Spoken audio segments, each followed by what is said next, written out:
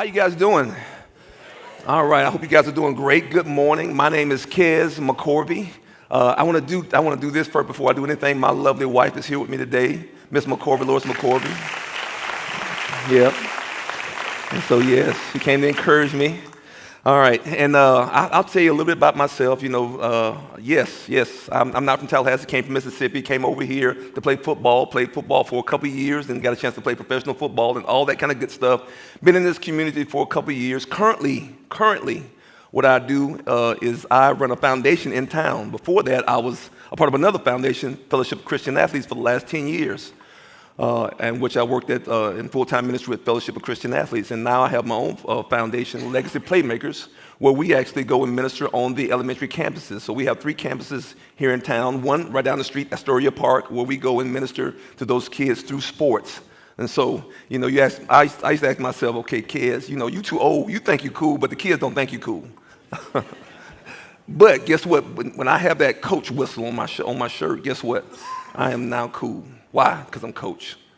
And coach still has an entry point, an entryway into the heart of those kids. And so we do that in 3 schools here, hopefully in a couple more schools, a bunch of more schools here in town, and I've enjoyed that. Also, I am a football coach. I'm a football coach. So I'm the head football coach at North Florida Christian School over there. This is my 2nd year being the head football coach. I don't know how it happened. I kind of stumbled into that. Like, man, I'm the head coach. Really? Okay. So I'm the head football coach, and so that's what I get a chance to do now, and I love it. I enjoy it.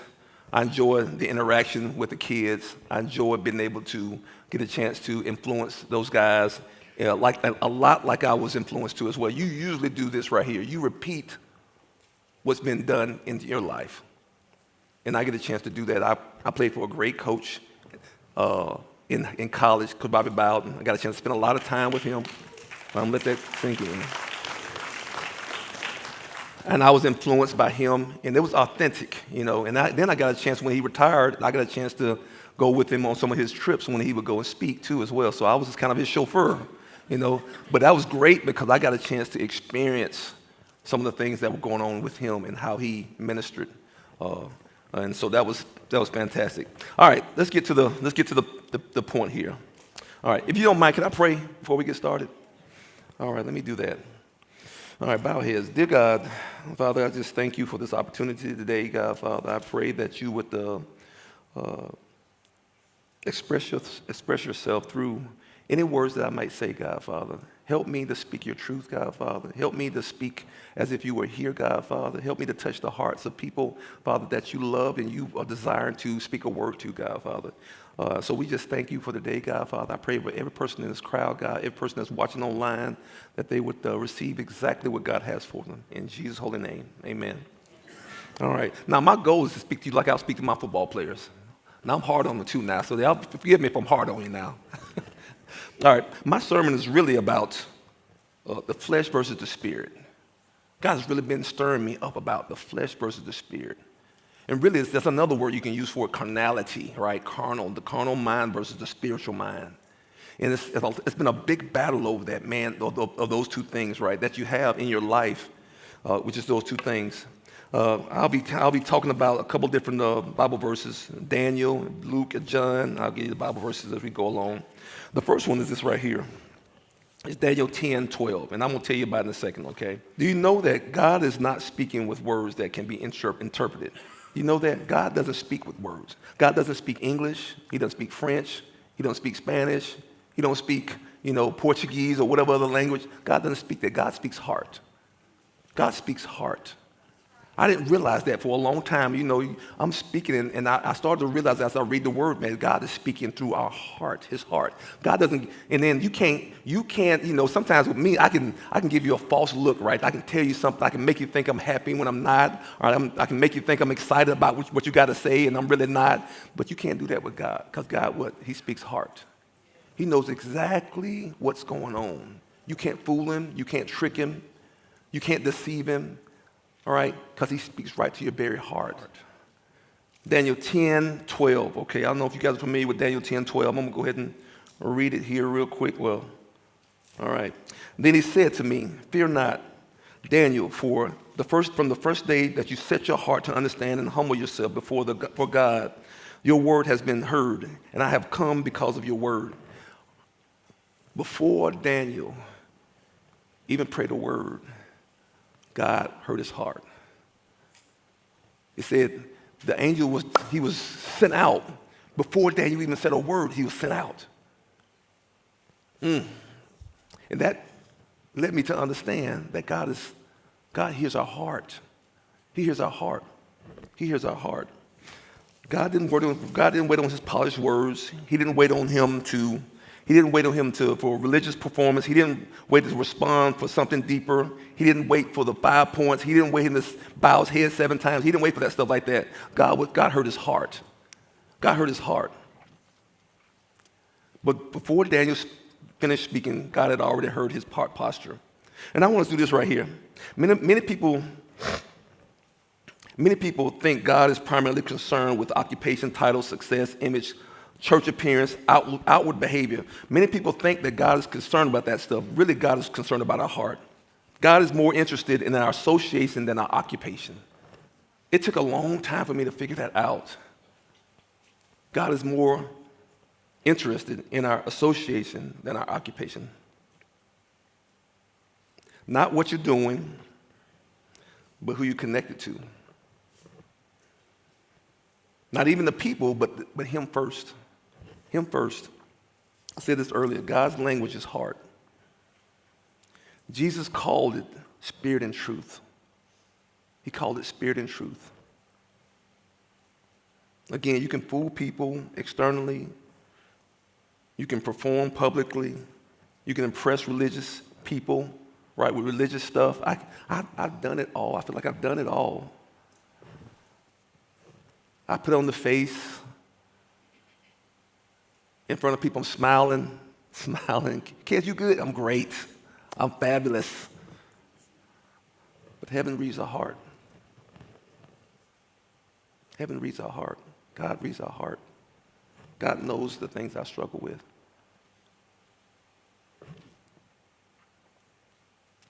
I want to get into the meat of this, what I wanted to talk about today. And it's John 4:1-26. I'm sure you guys have heard the story. It's the story of the woman at the well. That's a beautiful story to me. And it's beautiful in a couple different ways. I want to read some of the story too. I'm not going to read the whole story. It's 1-26, and it talks about Jesus going out of his way. All right, Jesus going out of his way to pursue someone. Have you ever felt like you've been pursued? I didn't know I was being pursued, but I was pursued. I was pursued. God pursued me. God been chasing me. The woman at the well had a bunch of different issues going on. But she didn't know she was about to have an encounter with the one that resolves the issues. And so what happened is Jesus could have went around Samaria. Samaria is a place that the Jewish people don't go to. I can go into the history, but I don't think it's super necessary. But they don't get along. They don't go together, right? The Samaritans were seen as less than the Jews, right? And so Jews didn't associate with Samaritans. They didn't associate with them. And it's a bunch of different reasons why that they didn't do that, right? But Jesus told his disciples that we must go through Samaria. We must go to Samaria. Then they got to Jacob's well, and then the disciples went off to the city to go get some food for Jesus. Jesus hung out at the well. And at the very same time, the sixth hour. All right, the 6th hour is not the time they go and get the water from the well. Most of the women come in earlier in the morning, right? But this woman came at the 6th hour. The reason is obviously because she was not a person that associated with the other women. They didn't have her in the in crowd. They weren't associating with her because she had a bit of a history. And so she came at a different hour. But when she got there, guess what happens? She sees Jesus there. And I can imagine what she thought too as well. This is a Jewish man. He has all the Jewish garb on, right? The tzitzis and all that kind of stuff like that. You can tell he's a rabbi too as well. And he's a Jewish man, right? And she knows from the history of their two interactions that we don't get along together, right? I shouldn't say anything to him, and he probably won't say anything to me as well. But Jesus breaks that mold. Jesus speaks to her. And he asks her, hey, will you get me a drink of water? And so they go into this dialogue. It's okay. They go into this dialogue, right? And Jesus starts to create a relationship with her. And he asks her, hey, can I have a drink of this water? And she goes into the thing about, this is Jacob's well and all this kind of good stuff like that. And Jesus said, if you knew who you were speaking to, you would ask me and I would give you living water. And when I heard that, when I understood what he was saying, right, he was making an offer to her. Do you want this living water? And then guess what she did? She made the mistake of saying, hey, Jesus, give me some of this water. Give me some of this water. She didn't know what she was asking for. And Jesus started to give her living water. Now, how did that start to look? How did that look, him giving her living water? You think if he poured into her, right? Or Jesus would lay hands on her, right? No, Jesus started to pry into her life. Jesus started to pry into her life. Jesus started to search out her life and he knew all about her because what? Jesus does what? What does he do? He reads heart. He already knows that you have an issue. You have some things going on in your life. He already knows that she needed water, not just regular water. She was thirsty, but she needed living water. She was thirsty in more than one way. She was physically thirsty, but she was also spiritually thirsty. And she was trying to resolve her thirst in a pragmatic and dogmatic way. She would walk in the wrong hour, come to get the water, get it, and take it all the way back to the city. She had to work all day long to go get it. And you'll find out a little bit later, she was trying to get water in a different way, too, in her own life. But Jesus made her an offer. An offer was this right here. I will give you living water so that you'll never have to drink again. And you'll have water inside you that will well up into a life. Have you ever been pursued? Have you ever been pursued? Have you ever had someone come and chase you down to give you something good? This woman who did not have natural value, it didn't seem like she had natural value. Jesus pursued her. He went out of his way. What is Jesus doing here? Jesus is going to something to save the world. Jesus is going to save the world, hold the whole world on his shoulders, right? Carry the cross, down the cross, everything that he needs to do, right? And he took time out of his day to go out of his way to go to Samaria for this one woman. I feel like I'm this one woman too. Jews don't associate with Samaritans, athletes. They reject the cocky, self-focused athletes. I remember I heard one time somebody told me, man, they looked at me like when I was a Christian, when I first was a Christian, they said, man, athletes can be saved. I was like, yeah. Is being an athlete the worst thing in the whole world? What in the world, God moved towards us. Jesus was not afraid of our brokenness. Jesus saw deeper than her behavior. He saw deeper than the wounds that the behaviors came from. And Jesus saw that her issues were not just the water. Her issues was never just the water or her husband's. Because Jesus had told her, hey, go bring your husband. And he said, I don't have a husband. He said, yes, that is correct. You don't have a husband. You have 5. You had 5 husbands. And the person you're with is not your husband. What is that? What is he talking about? What is he trying to get to? He is pursuing her. In that whole story, I'm going to shorten that story too. In that whole story, she is trying to wiggle her way out of a relationship, the conversation. But Jesus is holding her there so he can make sure that he got the information to her, the heart to her, the spirit to her, the understanding that she needed to have. Hey, you have 5 husbands, and the one you're with is not your own. And then she changes the subject. All right, you Jews worship in Jerusalem. We worship in the mountain. And Jesus told her, said, pretty soon you'll neither worship in the Jerusalem or the mountain, but you'll worship in spirit and truth. In spirit and truth. In spirit and truth. And then she goes into the Messiah. And then finally Jesus tells her, him who you speak of, that's me. I am he. Jesus was revealing himself to her. That well, that living water was him. And he was revealing himself to her. And then this is the thing right here, is he was prompting her to ask him for him. He was drawing him into a relationship, her into a relationship. Ask me, come and get this water. Sometimes we think as Christians, man, we're trying to not tell people about him. But Jesus is trying to draw them into the relationship so they will want to ask me for this living water. Come get it. I'm giving it to you. Where's your will? Is it money? Is it success? Is it achievement? Is it attention? Is it fitting in? Relationships? Sex? Sports? The flesh can succeed publicly while starving privately.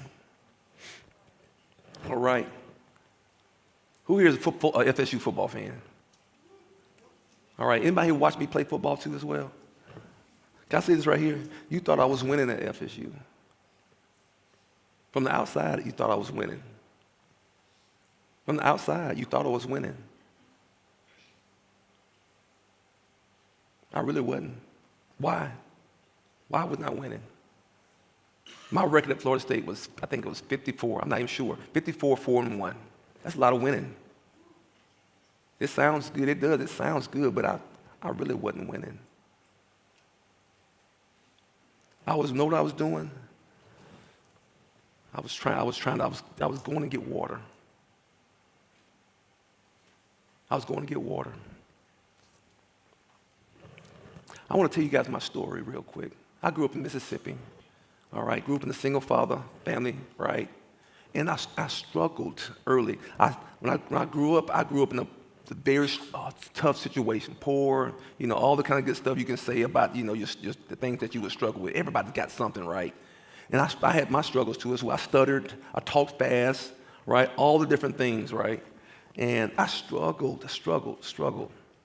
And it wasn't until I got to the point where I was 7 years old. 7 years old, a thing happened to me that was great, but it was also bad. I found out I was good at baseball. I found out I was good at sports. And then the thing that I thought that helped me, that gave me confidence, now enslaved me. The very thing that I thought would give me the confidence that would be the end became the slave. I started to chase that thing. I chased that thing through baseball. I became the best baseball player in my area. I got to another area, right? They were playing football and basketball. Guess what? Baseball wasn't good enough anymore because, guess what? This outside source was judging the success of it or not. Now I had to play football and run track and play basketball. And guess what I did? I got good at baseball. I got good at track and basketball and track. In football. Matter of fact, I got so good to the point where I got a scholarship offer. To come play football at Florida State University. Get to Florida State, same thing. Get here, guess what? It starts over again. I've got to now perform to get in position to where now I have value. Before you get there, the value is in, you know what, man, I signed a scholarship to go to Florida State. Oh, yeah, because everybody around you is now patting you on the back. Kez McCorvy, boy, ooh, boy, you look good, boy. Boy, you looking good, boy. Golly, boy, I can't believe you got a scholarship. Some people couldn't believe it either. You got a scholarship? Yeah, what's wrong with me? Why not me, But then when you get here, guess what? You got to start over again because that doesn't count anymore because all the guys you're surrounded with, guess what? They got scholarships too.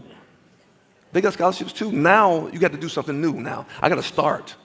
But then you become a starter, and then you got to do something new. Well, we got to win the national championship. Well, when you win the national championship, guess what? You got to do something new. Well, shoot, I got to get drafted. Of course, that's the answer. I didn't make some money. Money will solve my problems. But then you make some money, then you got to do something new. I'm sitting in the locker room of the Detroit Lions. Guess what? I'm on TV every Sunday. My locker is right next to Barry Sanders. Who's ever heard of Barry Sanders? My locker, 4 years, my locker is right next to his Barry Sanders. Barry Sanders got feet about this big, but his legs is about that big, right? I'm sitting right next to Barry Sanders, right? I go out there on Saturday. We're playing the San Francisco 49ers. Right, I look across the field, I see the guy that I idolize, Jerry Rice on the other side, Steve Young, all the other guys I grew up watching on TV. I don't even feel like I'm that old, but golly, they're there. They're right there in front of me. And I'm playing against them. And it don't seem like it's anything there. I got to go get another husband. In fact, you got 5. Why? Because I was looking for life. I was looking for life where there was no life. There was no living water. We all do it, right? We all do it. We all are searching for that life. It's natural inside of us. It's natural inside of us right here to search and yearn for that thing that gives us life, right? But a lot of times what we do is we search for the wrong thing. We keep searching for it, right? What don't we? Yes, money, like I said earlier. Job, this or that, or education, or something to put in place where only one thing can fit in that place. I had accomplishments around me, but I was empty inside. Jesus didn't just improve my life, he changed my identity. My well was open. My 3rd year in Detroit, guess what? I got injured, long story short. There's a guy in my locker room named Glenn Milburn, right? I saw him in the middle of that situation when we were going up and down. We win a week, we lose a week. I'm going to get paid, I'm not going to get paid. You know, this is going up, this going down. And I saw a guy in the locker room that he was calm in the middle of that storm. I'm like, man, how are you being still in this thing over here, this foolishness of NFL football, and everybody tell you you're great, and then next day you're losing, you're the worst thing in the whole world, and they only got one football player on the team that's real good, and that's Barry Sanders. Everybody else is terrible, and he's over there just relaxing and just like it's no big deal. And I'm like, man, what is going on with you? And I would watch him read his Bible. I said, I know who you are, though. One of them Christians over there. I just say this right here about Glenn, too. I said, man, there's 2 things that make him different. One is he's a Christian. The other one is he's from California. I didn't know which one was in charge there, but I would watch him in the locker room and see him relax, and I see him reading his word. I said, man, he for real. And I remember after a game going to him to a chapel service. Never been to a chapel service before in my life, really.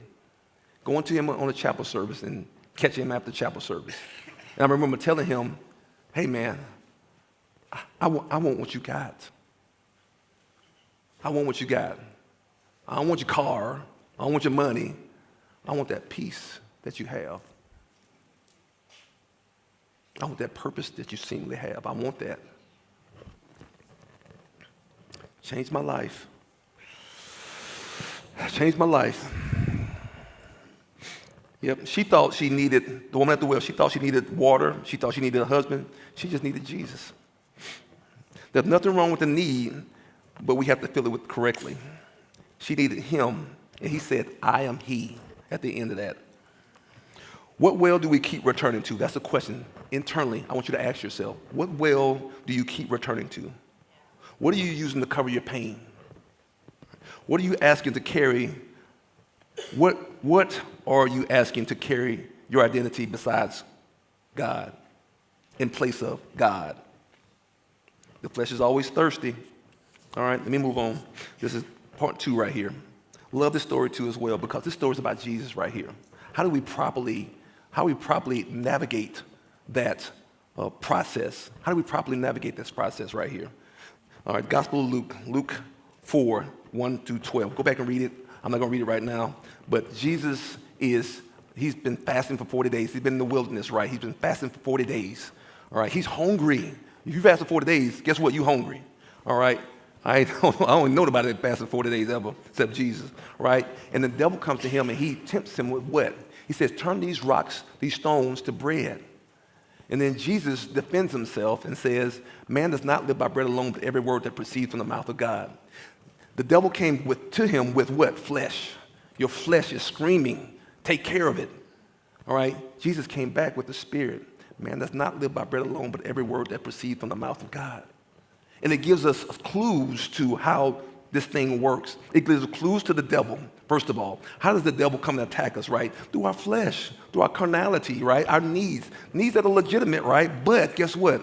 There's a way that we go about the process of addressing those needs, right? In the Bible, in Matthew 6:33, it says, seek ye first the kingdom and his righteousness, and all these other things will be added to us, right? What do we seek first? The kingdom and his righteousness, and then these other things will be added to us, right? It's the process, right? Jesus was not concerned about the rock and the stone. Jesus was concerned about obedience, the process, the word, right? Trusting first. What does my actions emanate from? Where do my actions emanate from? Is it from a right heart? I've done plenty of good stuff. I've done plenty of good stuff with a wrong heart. Where does it come from? All right, culture feeds the flesh. Culture says, follow your heart, do what feels good, satisfy yourself, fit in, chase pleasure. The Spirit says, trust God, deny yourself, stay disciplined, obey God, surrender, seek first the kingdom.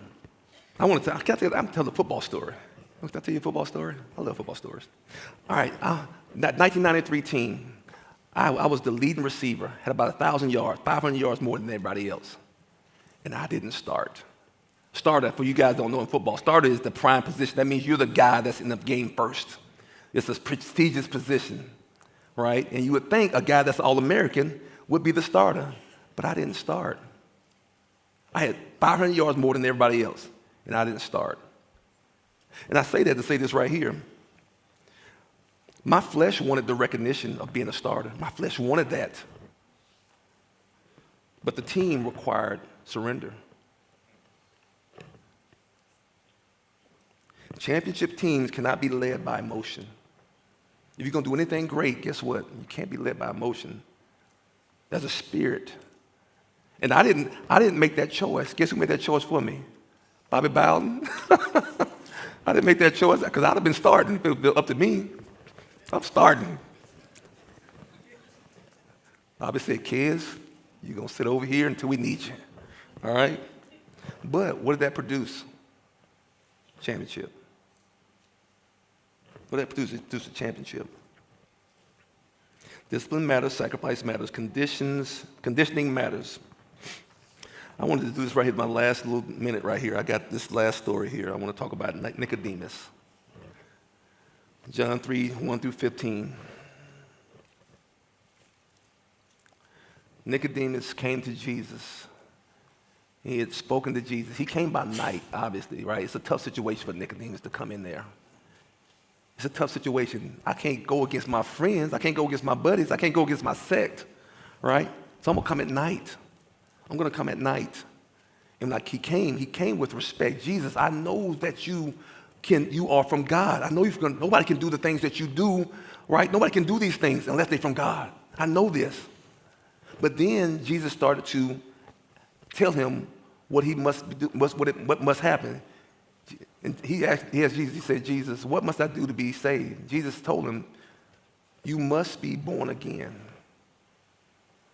And then obviously go to this rigmarole of, I can't go in my mother's womb again. Jesus said, no, not about your mother's womb. You must be born. That which is born of flesh is flesh. That which is born of spirit is spirit. You must have a new spirit. So even this religious person didn't understand. He knew the word. He knew the Torah back and forth. They studied in it, professor in it. But he didn't have the heart of Jesus, but he was seeking after Jesus. Of all the Pharisees, he was the one that went to him to pursue him.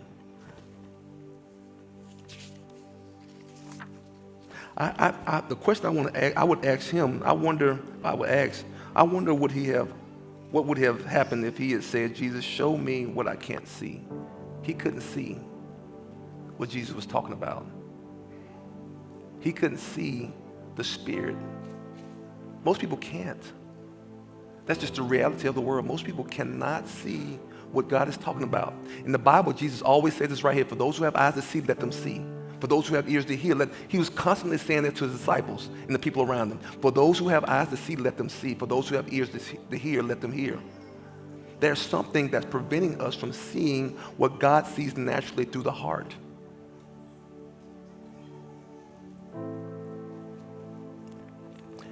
And what God is doing is this right here, the same invitation that he had for the woman at the well. He needs you to ask him. I remember in that locker room, sitting over in the opposite room over there, and feel like Glenn was right over there in that corner over there, right next to the training room. And I'm watching him. And I feel like in my heart, I'm saying to him, like, right here, man, I want what you got. I want what you got. I had to get up, and I had to make an attempt to go over to that well Because if you're a Christian, guess what? You are just like Jesus. What? A living well. You have the living well inside you. He said he would give her water that would what? That would crush out of her, inside of her. We have that same ability. Do you have living water rising on the inside of you? I saw it. I saw it over there. He's got living water. I'm thirsty. I need to go. It took me a whole day to go finally and meet with him and ask him during chapel service, which I've never been to before. I had to risk chapel service. Hey man, I want what you got. Can you give me some water? I don't know who in here is searching for water.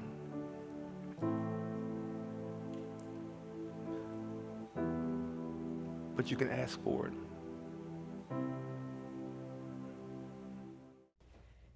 Thank you so much for tuning in today. We hope you enjoyed it. And if you did, make sure you subscribe. Also, if something spoke to you in a special way, share it with a friend because you never know how it could transform someone's life. If you're interested in checking out our service times, make sure you go to our website at transformtlh.com. And we hope to see you at TC on a Sunday. Thanks so much and have a great day.